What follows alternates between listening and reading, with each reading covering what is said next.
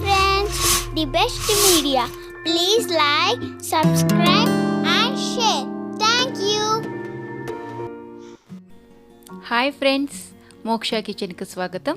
Today మీకు చూపిస్తున్న recipe మేక కాళ్ళ పులుసు. ఇది చాలా టేస్టీగా ఉంటుందండి.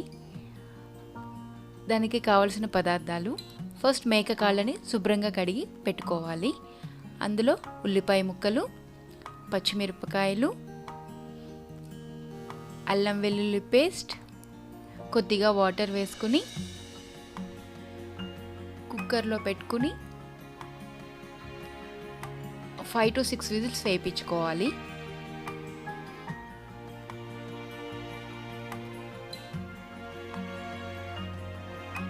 చింతపండు ఒక పావు గంట సేపు నానబెట్టుకోవాలండి.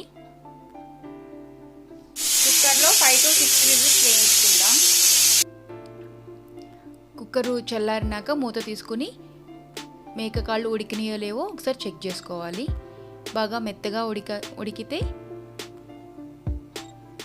అందులో చింతపండు పులుసు వేసుకుని, కొంచెం చింతపండు పులుసు ఎక్కువగా క్వాంటిటీ తీసుకోవాలండి, ఎందుకంటే పులుసు మీద డిపెండ్ అయి ఉంటుంది. మొత్తం పులుసులోనే గ్రేవీ మొత్తం అందులోకి రావాలి. అవన్నీ ఉడికింది, సో కొంచెం పులుసు ఎక్కువ తీసుకోవాలి. అందులో పచ్చిమిరపకాయలు, కరివేపాకు, ధనియా పౌడర్, జీలకర్ర పౌడర్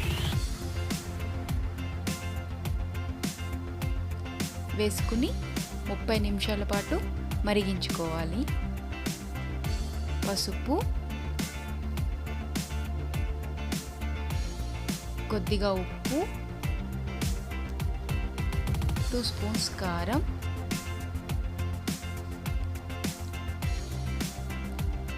వేసుకుని మీడియం ఫ్లేమ్లో పెట్టుకుని 30 నిమిషాలు ఉడికించుకోవాలి. తర్వాత పోపుకి సిద్ధం చేసుకుందామండి. అందులో కొద్దిగా ఆయిల్ పోసుకుని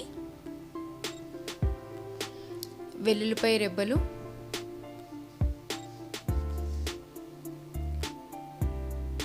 హాఫ్ స్పూన్ ఆవాలు,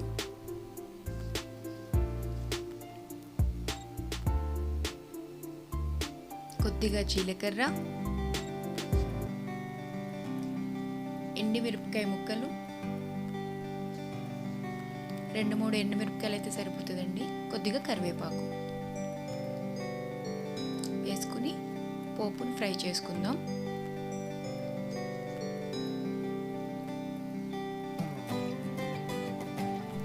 పోపు దినుసులు బాగా వేగిన తర్వాత పులుసులోకి వేసుకుని మళ్ళీ 20 నిమిషాలు మరిగించుకోవాలి. మేకకాళ్ళ పులుసు రెడీ అయిపోయిందండి. సర్వింగ్ బౌల్లోకి తీసుకున్నాను. ఇది చాలా రుచికరమైన రెసిపీ అండి.